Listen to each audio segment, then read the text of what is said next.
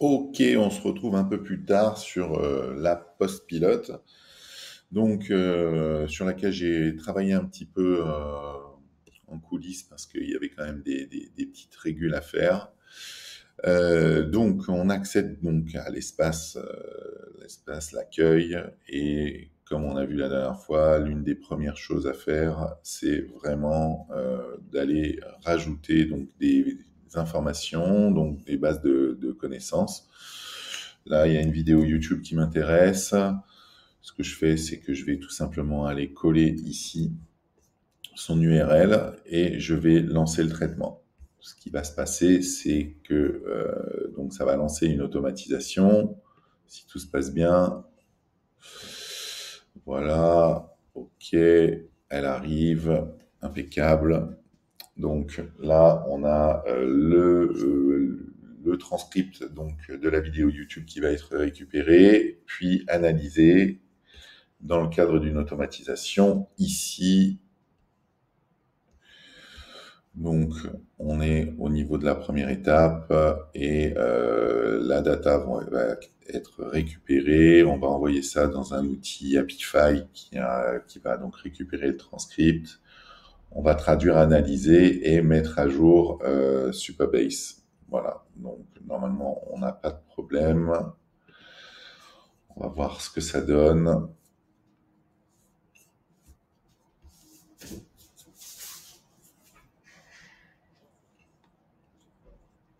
Donc, ça peut prendre quand même jusqu'à 1 minute 30.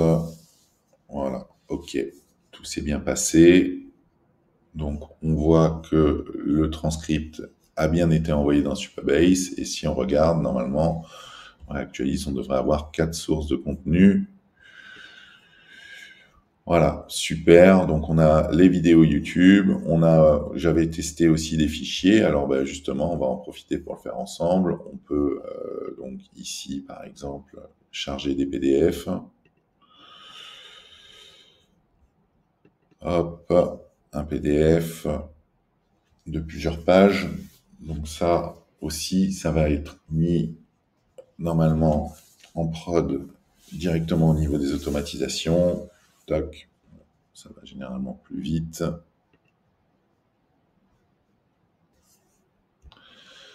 PDF, ça va vite.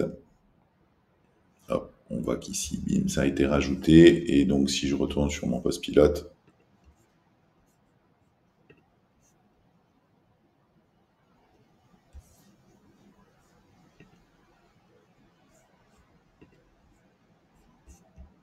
ah, il est passé où?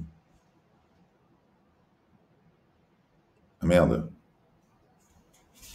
il est coupé. Zut. Hop, hop, hop. C'est mieux comme ça. Effectivement.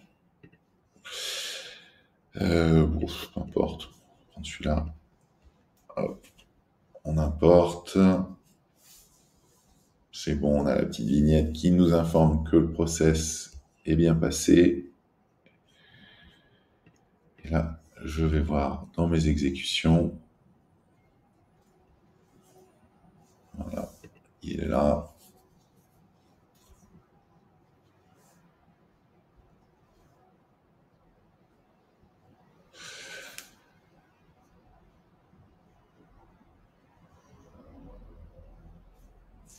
Alors c'est un peu long parce qu'il y a une analyse de l'IA du document qui va nous en faire un résumé avec les points forts, les vignettes et les hashtags qui vont bien.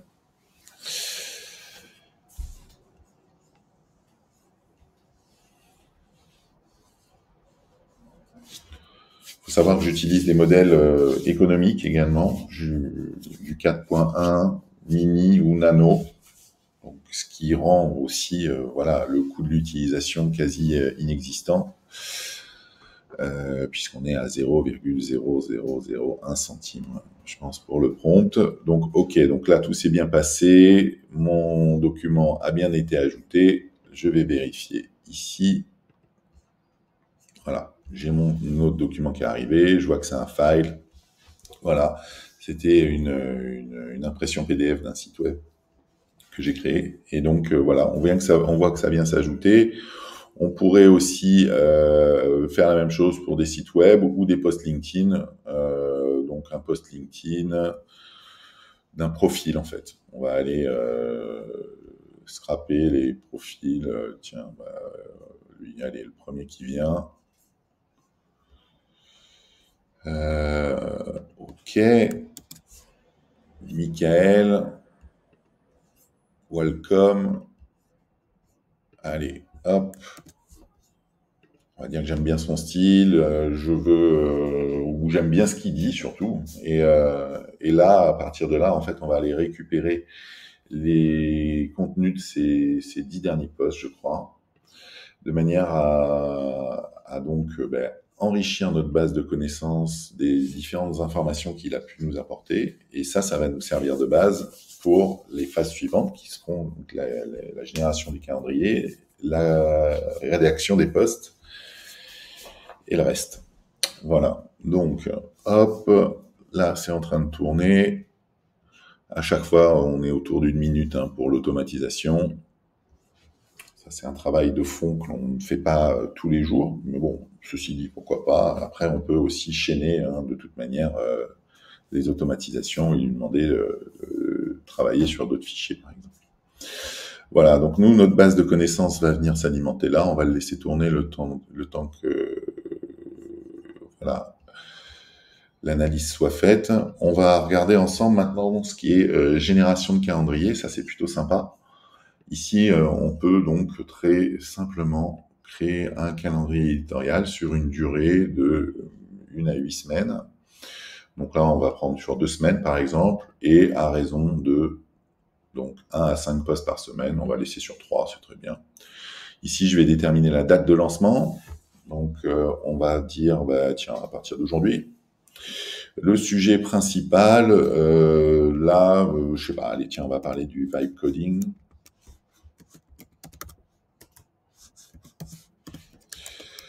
Donc, on va utiliser le mot vibe coding. On va ajouter aussi peut-être lovable. Et puis, on va ajouter cursor, allez. Ok, annoncer une formation imminente pour apprendre à vibe coder à mes côtés.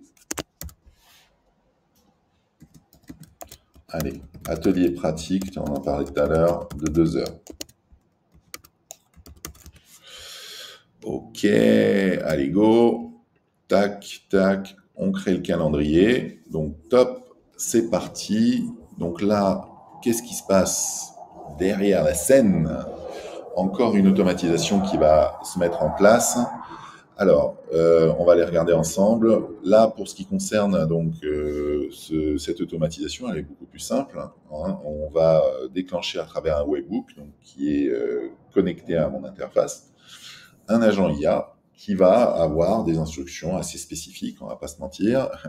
Il y a pas mal de petites choses qui sont mises en place, mais qui expliquent étape par étape ce que je vais lui demander, et notamment donc faire appel à la base de connaissances Supabase pour trouver là donc des idées de contenu, et en tenant compte, bien sûr, des consignes que je lui donne à la fin, qui sont donc en fonction de la durée de la campagne, du contenu, des mots-clés, enfin, tout ce que l'on a rempli dans les champs précédents. Donc voilà, donc ça c'est très cool.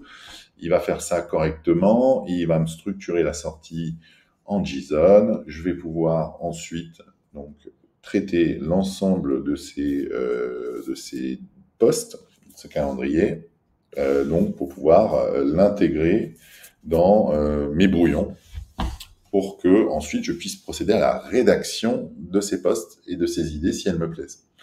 Donc là, on va les regarder. Normalement, on a déjà des choses qui devraient pas tarder à arriver. Ok, super. Donc, l'arrivée de nouvelles idées, donc c'est marqué, hein, c'est un statut différent des statuts de style brouillon. Et donc c'est juste que on n'a que l'idée en fait et que le poste n'a pas encore été généré. Donc là, je regarde, ok, je vois que je n'ai que l'idée. Donc FAQ sur l'atelier pratique de Vibe Coding. D'accord, ok. Dernier jour pour s'inscrire à l'atelier Vibe Coding. Bon, elle est vraiment orientée là-dessus. Je suis pas complètement dingue des idées. Introduction du concept de Vibe Coding, annonce officielle de l'atelier de Vibe Coding. Ok, témoignage d'un ancien participant à l'atelier de Vibe Coding. Ça va être compliqué. Ça n'a jamais existé. Alors, déjà, est-ce que je peux modifier Je peux modifier. Je ne peux modifier que le contenu. Donc ça, il faudrait que je sois en mesure de le modifier. Il va falloir que je le dise tout de suite à Cursor. Alors, c'est exactement ce que je vais faire. Je vais faire une capture d'écran. Je vais aller sur Cursor et je vais lui dire...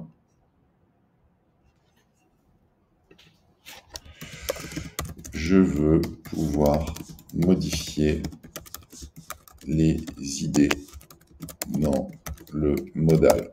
Donc, le modal, c'est la petite pop-up qui se met en place. Alors, je vois qu'il y avait un run et il y avait encore un développement qui était en cours que j'ai pas terminé, tu vois. Hop, application accessible. Est-ce qu'il avait fini? J'espère. En attendant, allez, go. Je vais lui charger cette instruction. Ouais, il avait fini, ouais, c'est pour ça. Alors, pour ceux qui connaissent pas Cursor, c'est franchement un outil qui est génial et qui va te permettre vraiment de coder en langage naturel. Tu lui fais des captures d'écran. Tu vas comprendre au fur et à mesure en utilisant comment ça marche et comment ça se structure d'une manière générale. Tu peux lui mettre des MCP, donc ça c'est aussi très cool si tu veux, notamment avec Supabase, le connecter en direct. Mais aussi, tu vas pouvoir plugger des outils comme Apify ou plein d'autres qui sont bien pratiques et qui le rendent encore plus puissant et facile à utiliser. Ok, donc là, normalement, je vais bientôt pouvoir modifier le détail des postes. Mais c'est pas grave, on va quand même, juste par principe, on va regarder un petit peu comment ça marche au niveau de la rédaction. Donc là, si je veux générer un contenu, hop, c'est parti. Ça va me générer le post. Rebelote. Donc là, on passe par contre sur la prochaine automatisation qui est déclenchée par un webhook. On va aller... tiens, là, je me suis scrappé les profils, les posts d'un profil LinkedIn. Je ne vais pas donner d'infos dans ce sens. Ça, c'était un truc que j'avais développé la fois d'avant et que j'aurais dû supprimer parce que, en fait, ah, mais non, mais je suis n'importe quoi. Non, pardon. Ça, c'est l'outil pour aller scraper les posts LinkedIn d'auteur. Ok, donc ça, tout va bien. Ok. Et là, c'est celui-là que l'on met en place pour la rédaction de posts directement via le tool là que l'on vient de lancer. Celui-là permet de récupérer le style pour l'exploiter si on le souhaite. Donc, on va aller regarder.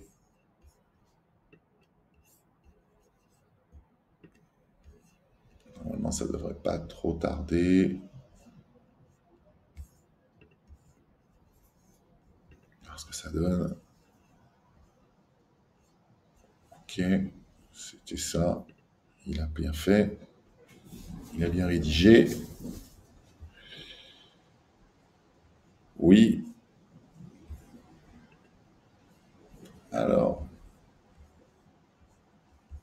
sûrement que... Alors, on va aller voir. Calendrier. Voilà, introduction au Vibe Coding. Donc, il est passé au statut brouillon.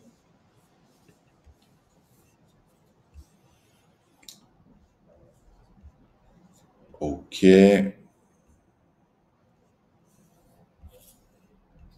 Donc, on a le poste qui est là. Il faut regarder un peu plus en détail.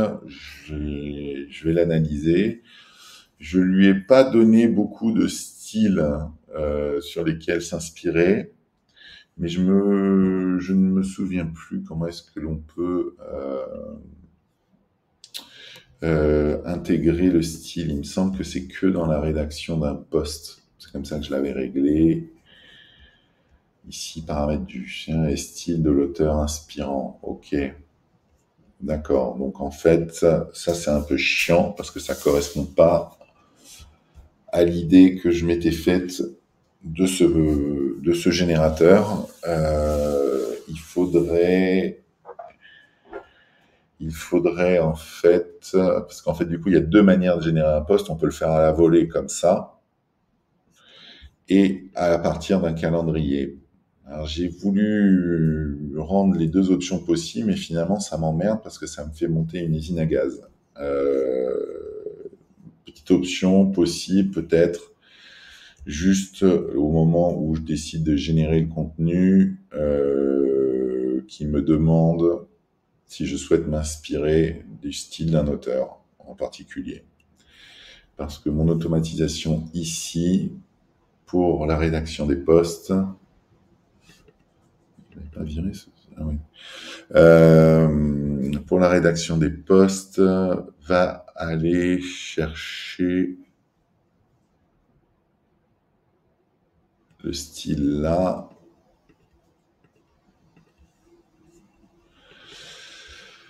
Alors, tac, tac, tac, post examples, contenu, ok, like, ok, JSON query, ok.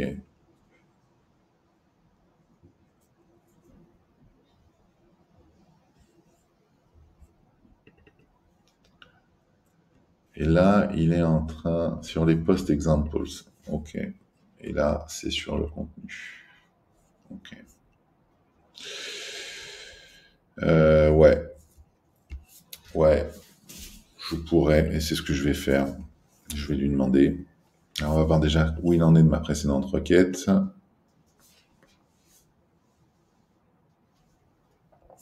Ok. Alors, normalement, je peux changer mes titres. Non. Je fais n'importe quoi, je suis fatigué. Ok, alors, idée. Je peux modifier? Oui, non. Idée. Annonce officielle de l'atelier marketing. Je ne vois pas comment je peux modifier. Titre du poste. Ah si, si, je peux. Cool. Ok. Donc ça, c'est cool. Ok, super. Maintenant, quand je suis dans un brouillon, ce que je veux, non. C'est quand, non. C'est quand je suis ici et que je clique sur générer le contenu.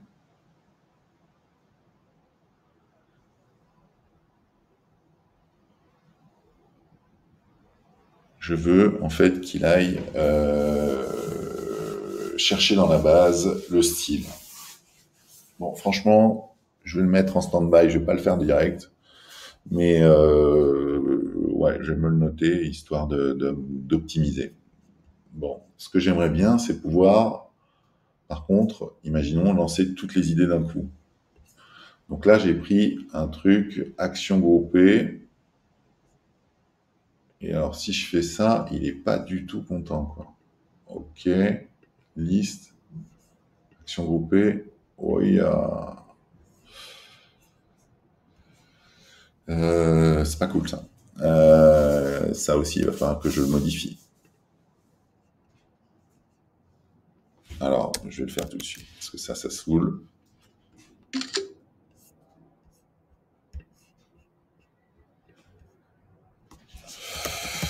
Alors, je veux pouvoir sélectionner et agir sur les fiches sur les fiches de manière groupée. Actuellement, cela ne fonctionne pas. Allez, go.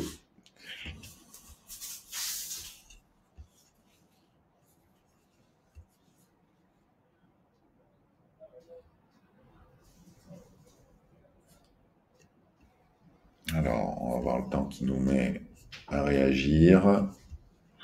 Donc là, petite chose, tiens, on va aller tester aussi tout de suite la génération d'images. Donc là, on a donc généré le contenu, on va générer l'image. Instructions spécifiques optionnelles, je vais rien mettre, parce qu'il y a déjà tout ce qu'il faut dans le prompt. On va aller voir si ça tourne.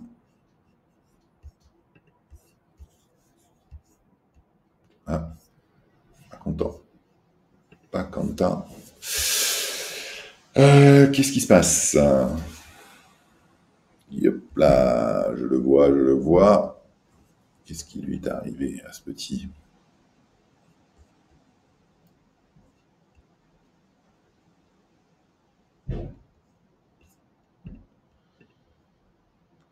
Tac, tac, tac, tac, tac. Valid JSON.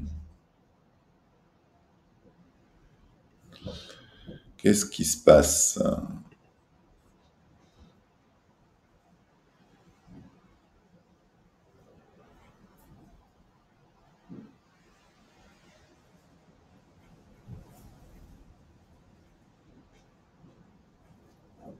Ça serait pas ce signe égal de merde là qui ferait... Hein? Ouais, hein? J'ai bien l'impression. J'ai bien l'impression. Alors, qu'est-ce qui... Pourquoi il y a ça?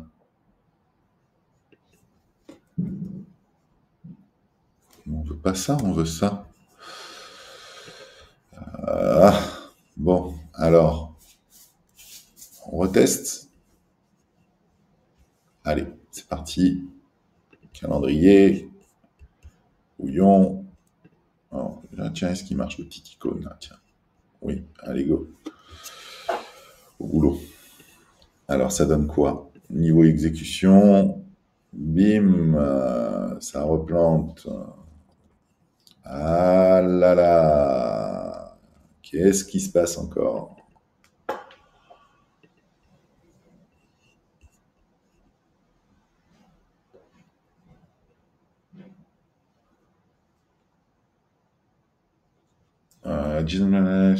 Jason. Qu'est-ce que c'est que ce beans?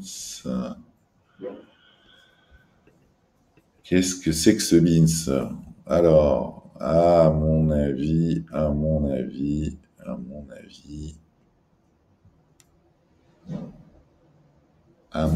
c'est le format du prompt. Il doit y avoir des accents, du bordel. Il va falloir que j'uniformise tout ça. Et là, c'est le bordel. Ça, c'est typiquement le bordel. Ça, c'est le genre de petites choses qui peuvent me prendre beaucoup de temps.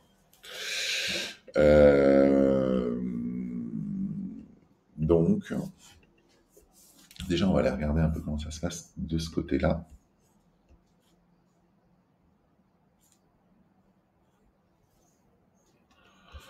Ensuite, ici, je vais faire plusieurs choses. Je vais ouvrir Claude.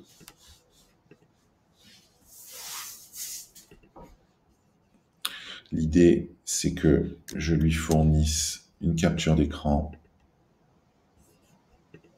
de la situation. Et c'est Claude qui va m'aider sur ce coup-là. Tac.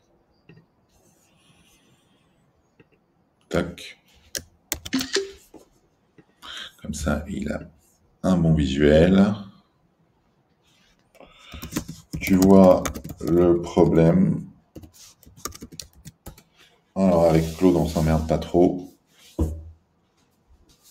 il est pas trop con. Je vois le problème. Tac, tac, tac, tac. Le problème vient de l'expression JSON Messenger qui n'est pas correctement échappée dans le JSON. Quand cette expression est évaluée, elle peut contenir des caractères. Ok, c'est bien ce que je pensais. Tac, tac. Vous pouvez utiliser prompt.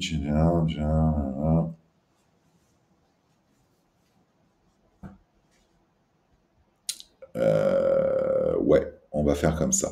On va faire comme cela. Non, celui-là, je le préfère. Et on va tester ça direct. OK. Donc là, tac, tac. Ouais, en fait, j'étais pas mal là. Hop.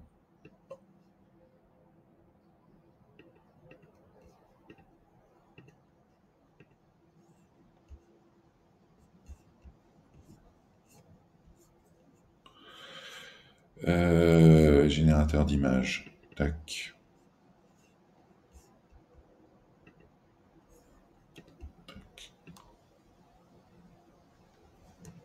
On va remplacer ça par ça.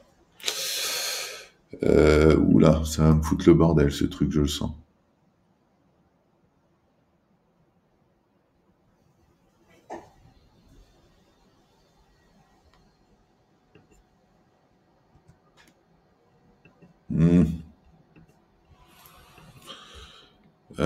Ok, allez, on est pas mal. On est pas mal. On est pas mal. Ouais, allez, je valide ça plutôt. Donc, j'ai pas copié-collé bêtement. Je fais comme ça. Et vas-y, go, on va tester tout de suite une image. Paf, paf. Qu'est-ce que ça donne? Eh merde. Alors, c'est quoi son problème?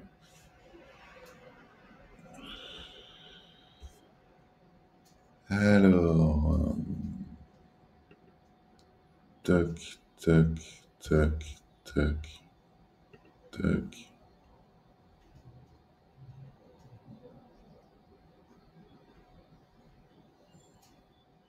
Bon, alors, c'est reparti pour un tour.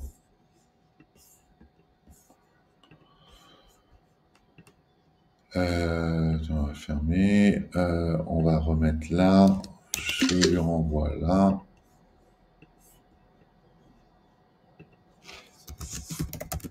Tu vois le problème.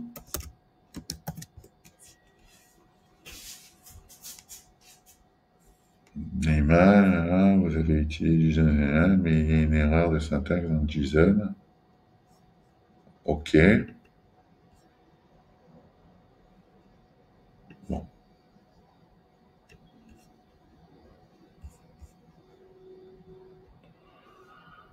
OK. Bon, allez, on va prendre ça. J'ai déconné dans quelque chose. Bon, ben, OK. Allez, admettons. J'ai déconné. Ça arrive, ça arrive. Je vais faire son copier-coller. Je vais pas me prendre la tête. Je vais renvoyer. Je vais faire comme ça. Je vais faire comme ça. Et là, qu'est-ce que ça donne? Sa mère. Ouah. Alors, qu'est-ce qu'on a comme connerie? JSON parameter. Alors, tac, tac. Ah, je te jure. Alors, j'ai pas coupé la vidéo, franchement, ça fait déjà 25-30 minutes. Laisse tomber. Et putain, merde, j'ai raté ma capture d'écran. Hop. Hop. Hop. Je sais pas si ça en intéresse beaucoup, c'est pas grave. On va laisser, on va essayer d'aller jusqu'au bout, même si c'est un peu long, il n'y a pas de coupure, etc. Peut-être que j'en ferai la prochaine fois. Là, j'ai pas envie de me prendre la tête. OK, est effectivement les guillemets supplémentaires autour de JSON. Maintenant que c'est corrigé, que le workflow devrait pouvoir ressemble à ça. OK, OK. Donc ça, donc là on avait les doubles guillemets, d'accord. OK. Puis tiens, tu vois, hop, hop, éditeur, tac, tac, tac.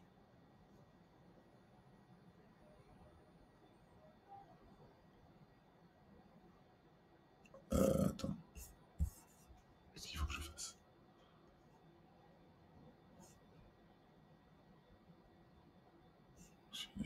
Tac, tac, tac, tac, tac, tac.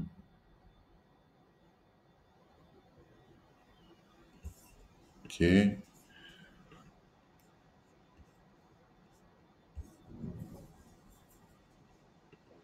Attends. Donc du coup, en exécution, là.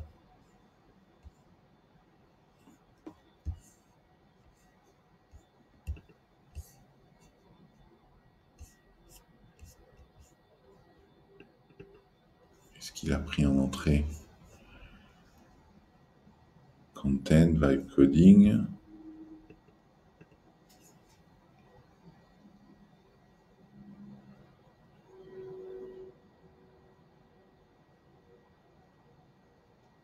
Mais il l'a pas pris du tout.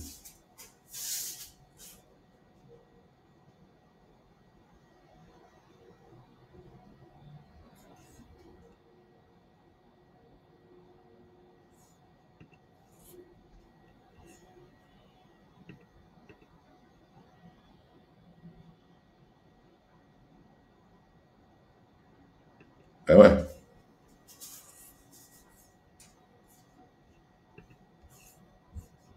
Ok. Donc là, il a rien pris. Donc là, il m'a fait de la merde.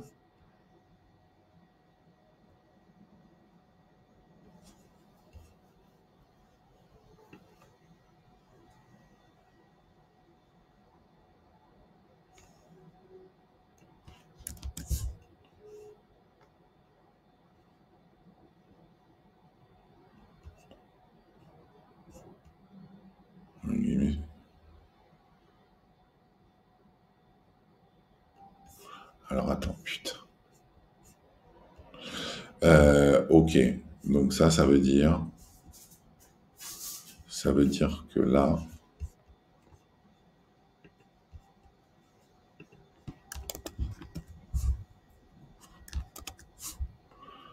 Ça veut dire que ça. Je le remplace par ça.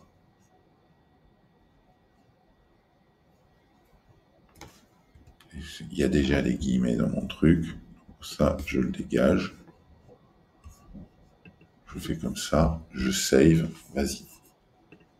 Ah, punaise. Des fois, tu bloques, mais c'est ouf.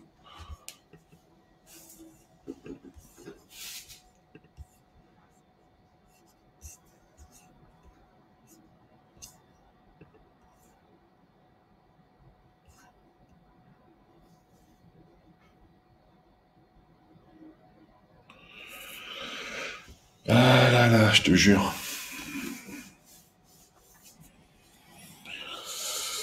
Voilà, ça a l'air d'être pas trop mal. Quand ça commence à tourner un peu, généralement,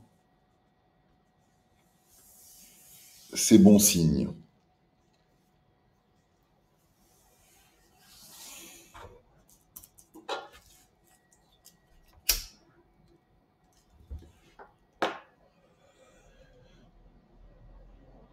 En général, ouais, c'est quoi? C'est 1 minute, 1 minute 10.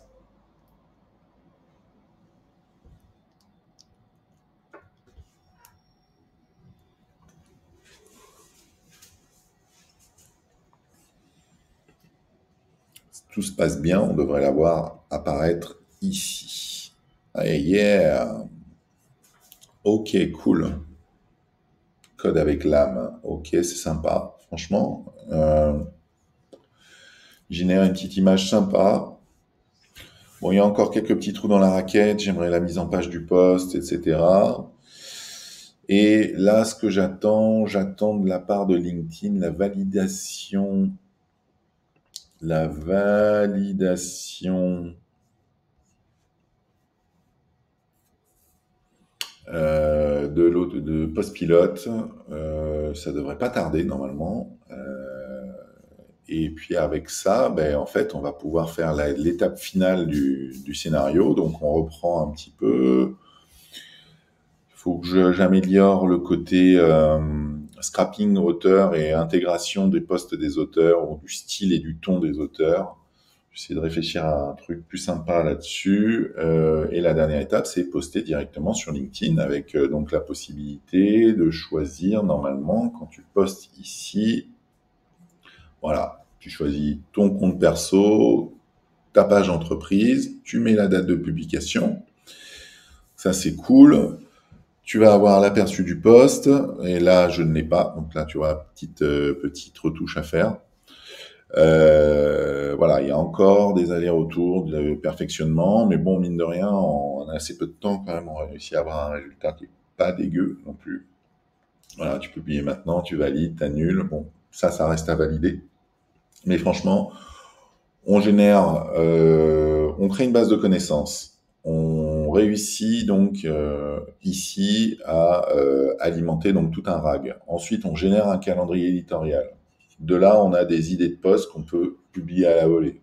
On peut aussi, si on le souhaite, rédiger des posts à la volée en prenant des styles, des tons et tous les paramétrages qu'on a vus. Et là, pour le coup, on a le rapprochement avec les auteurs. Voilà. Donc ça, c'est toujours sympa. En plus, il ira dans tous les cas puiser dans la base de connaissances pour aller chercher du contenu pertinent. Donc là, on a les analyses de style pour nos auteurs. OK. Là, on a un espace de configuration qui est donc sur qui nous sommes. Déjà, ça, c'est important pour pouvoir alimenter l'IA. Mais également un espace de configuration avec tous les webhooks, donc N8N, qui sont là, prêts à récupérer toutes les infos.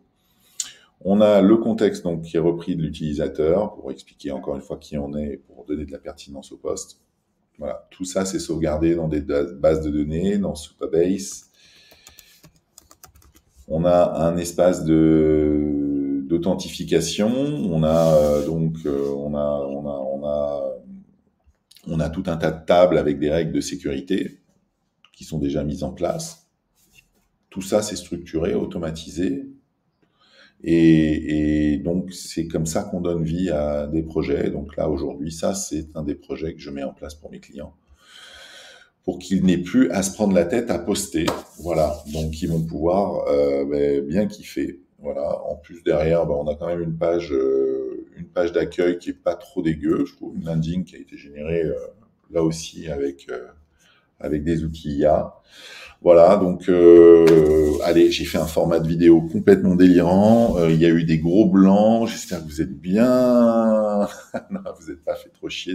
Mais c'est surtout, voilà, je trouve que c'était intéressant comme mécanisme que vous puissiez y jeter un œil et comprendre un peu comment ça se passe. Ça se trouve, je referai un petit montage histoire de couper les blancs. Mais voilà, allez, ciao.